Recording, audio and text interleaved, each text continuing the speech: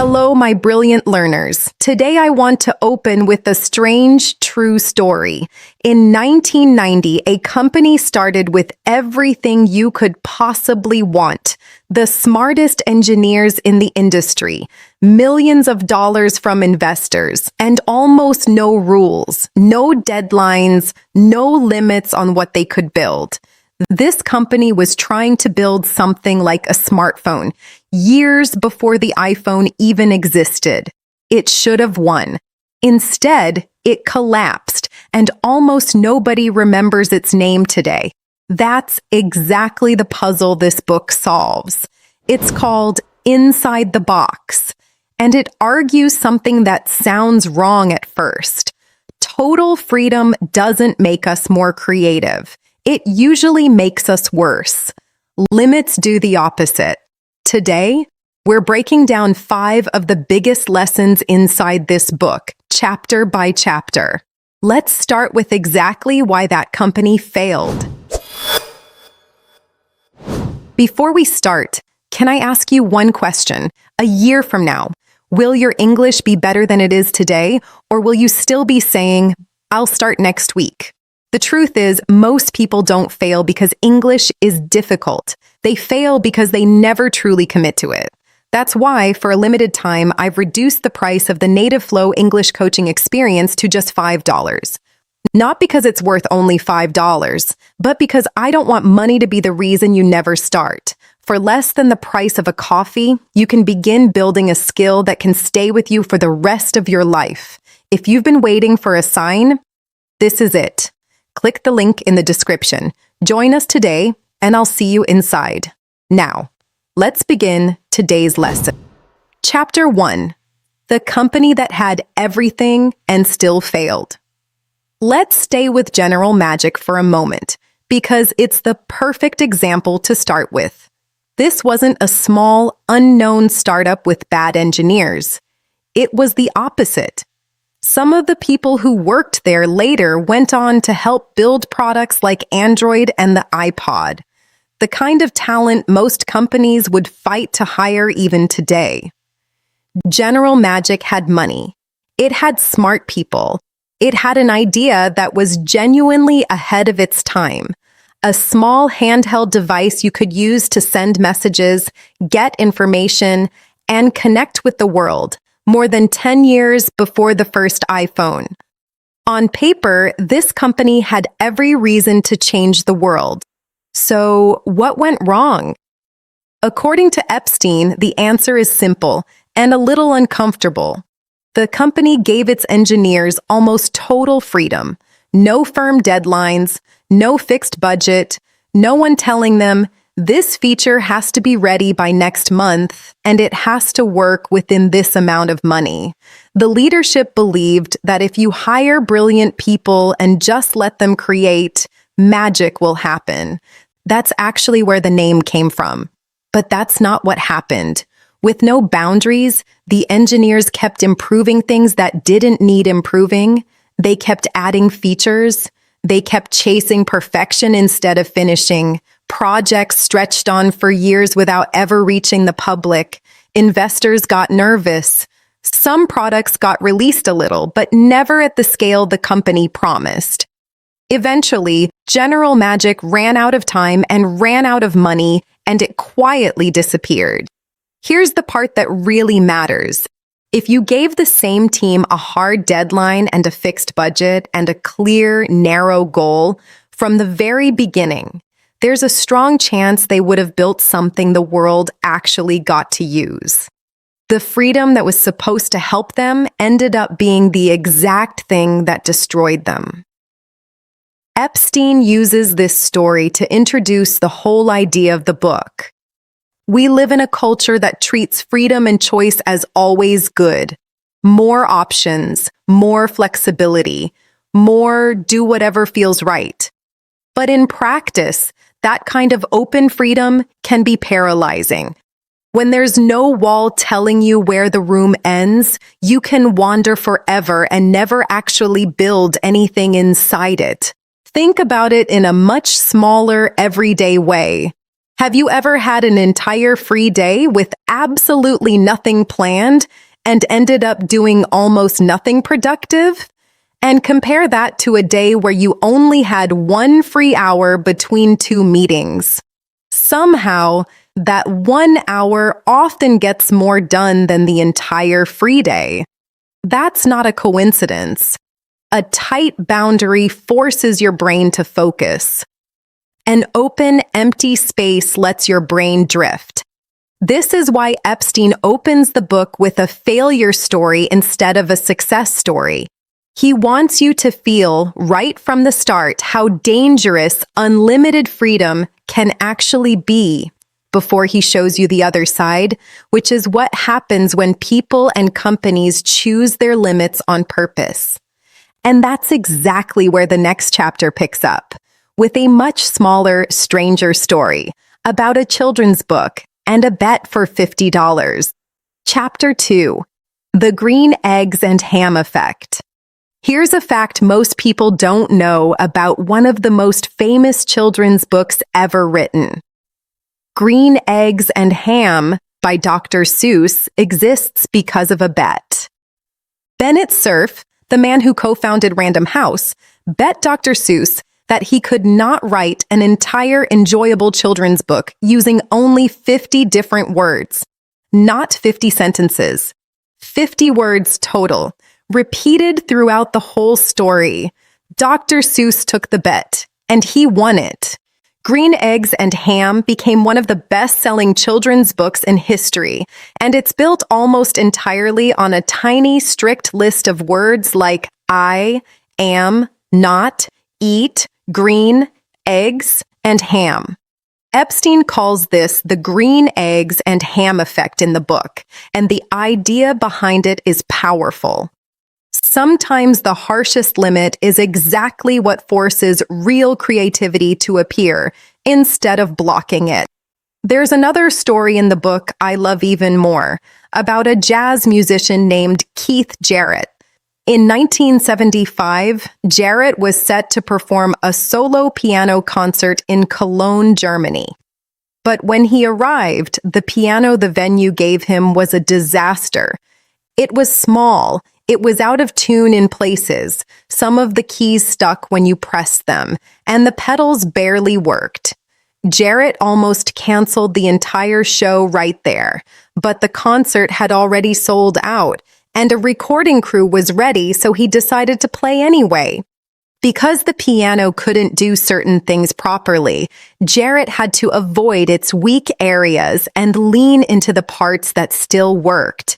He built his entire improvised performance around the piano's broken limitations.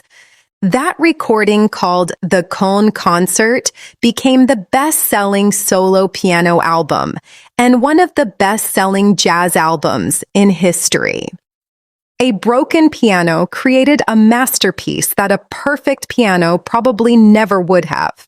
Epstein even shares a personal story like this from his own career. Early on, he pitched a story idea to the radio show This American Life.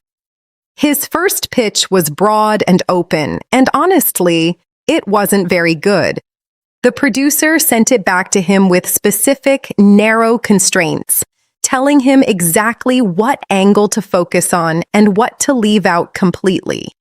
Epstein describes these limits using a great comparison, calling them bowling bumpers, like the guardrails they put in the gutters of a bowling lane for children, so the ball can't roll completely off course.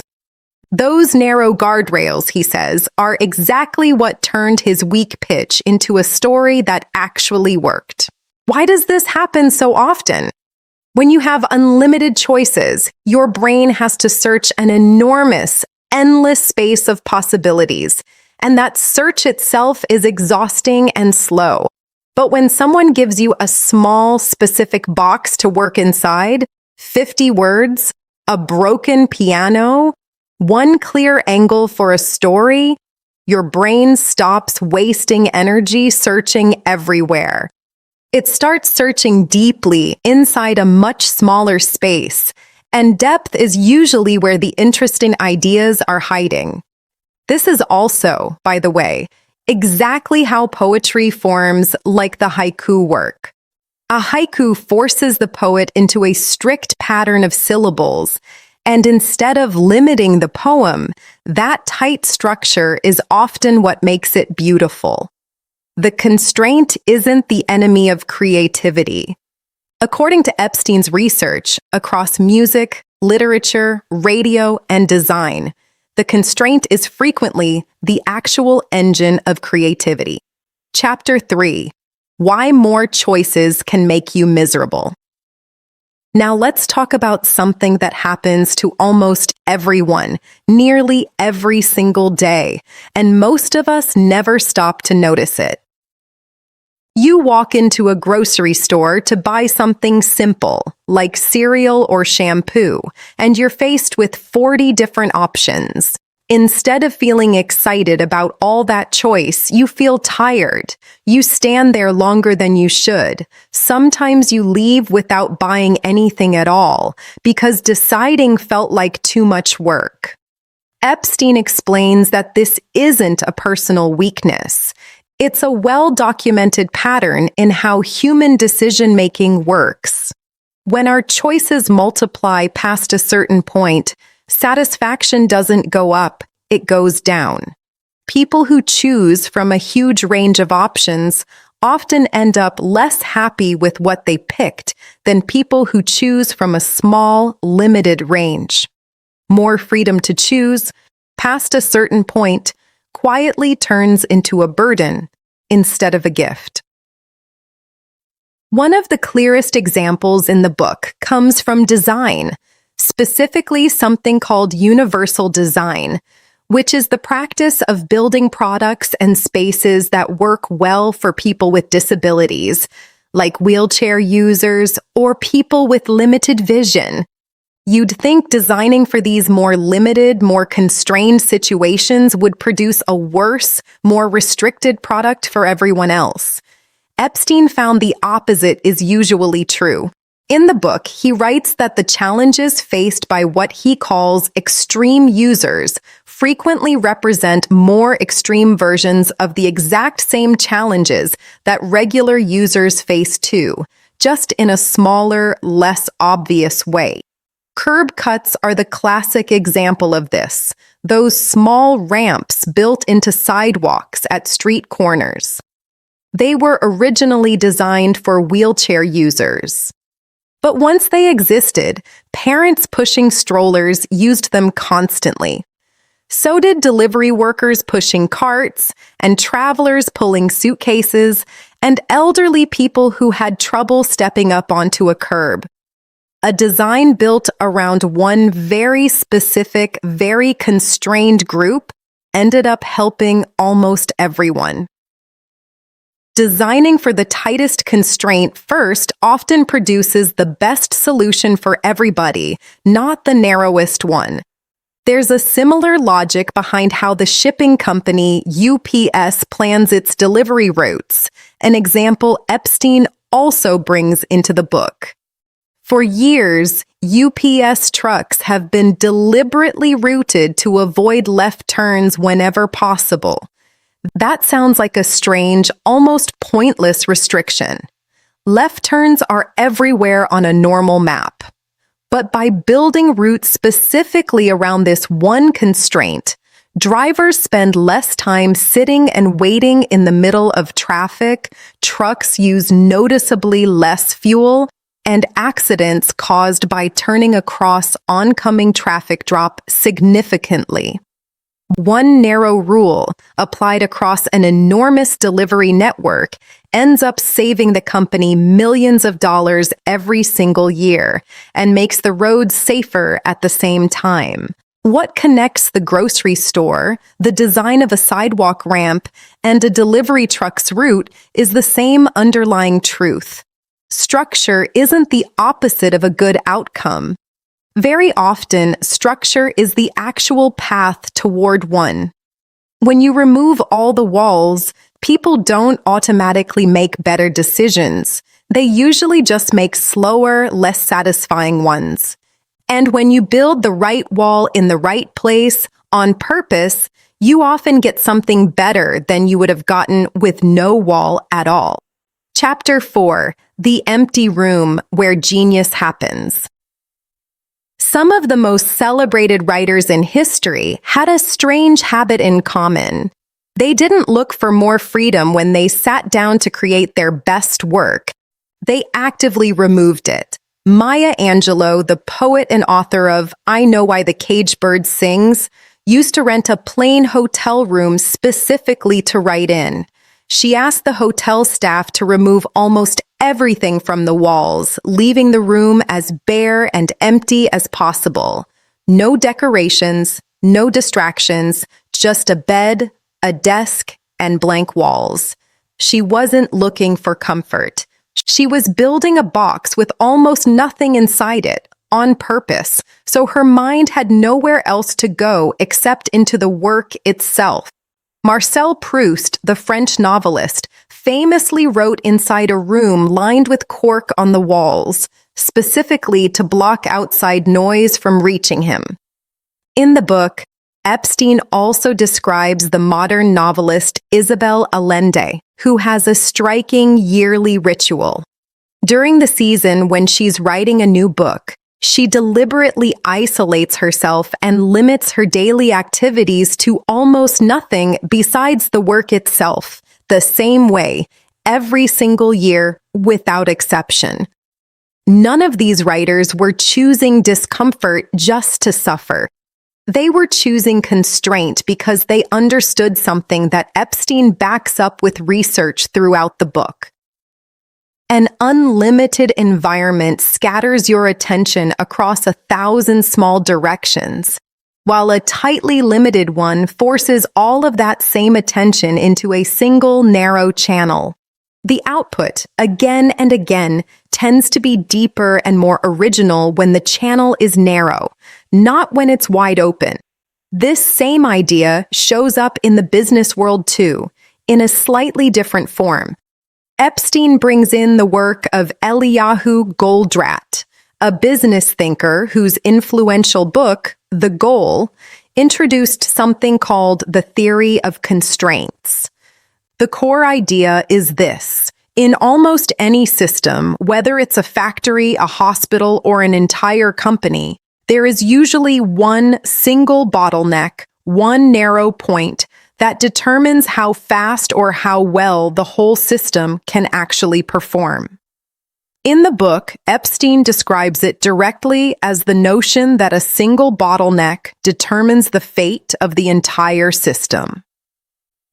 Most businesses make a critical mistake here.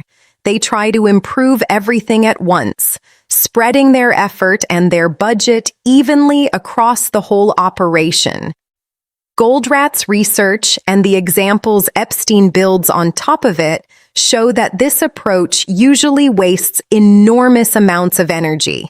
If you improve 10 different parts of a factory by 10% each, but you ignore the one actual bottleneck slowing everything down, your total output barely changes at all. But if you find that single narrow point and fix only that, the entire system can speed up dramatically, sometimes by a huge margin, from one focused, constrained change. Whether it's a poet locking herself in an empty hotel room or a factory manager finally identifying the one machine that's slowing down an entire production line, the lesson underneath is the same one running through this whole book. Trying to fix or improve everything at once usually fixes nothing. Choosing one tight, deliberate limit and working fiercely inside it is very often what actually produces the breakthrough. Chapter 5: Why Limits Make You Happier, Not Just More Productive. The final part of Epstein's book takes an unexpected turn. Up to this point, most of the stories have been about creativity and performance, better books, better music, better business results. But in the last section, Epstein turns towards something more personal, whether constraints can actually make us happier, not just more productive. He starts with collaboration and how trust actually gets built between people, whether that's inside a small team, a company, or even an entire society. Trust doesn't appear out of nowhere. It's built on shared norms, on rules that everyone agrees to follow, on knowing what to expect from the people around you. And when you look closely at what a norm actually is, Epstein points out, it's really just another word for a constraint, a boundary everyone accepts together. Societies with almost no shared norms at all, no shared boundaries whatsoever, tend to struggle to build the kind of trust that lets people cooperate and build things together in the first place. Then Epstein moves into a psychological concept that I think is genuinely one of the most useful ideas in the entire book. Researchers who study decision-making often divide people into two rough groups, maximizers and satisficers. A maximizer is someone who tries to examine every single possible option before making a decision, always searching for the objectively best possible choice in everything from a restaurant menu to a career move. A satisficer, on the other hand, sets a clear standard for what good enough looks like, and once an option meets that standard, they choose it and move on without endlessly comparing it to every other option available. You'd probably assume the maximizers, the people determined to find the absolute best choice every time, end up happier because they're getting the objectively best outcomes. Epstein reports the opposite. Maximizers, across multiple studies referenced in the book, consistently report lower satisfaction and more regret about their decisions than satisficers do, even when maximizers frequently end up with objectively better outcomes on paper. Chasing the theoretical best option out of an infinite and unlimited set of choices tends to leave people anxious and second-guessing themselves. Choosing good enough inside a clear and accepted limit tends to leave people at peace with what they picked. This is really the emotional heart of the entire book, and it connects directly back to that failed company from Chapter 1. General Magic had no bottleneck, no bowling bumpers, no 50-word limit, and no clear standard for good enough. It had unlimited freedom, and unlimited freedom without a single wall anywhere in sight quietly destroyed it. The children's book, the broken piano, the empty hotel room, the delivery route with no left turns, they all succeeded for the exact opposite reason. Someone chose a wall on purpose and built something remarkable inside it. Epstein's final message isn't that you need less freedom in your life in general. It's that unlimited freedom was never actually the goal worth chasing in the first place.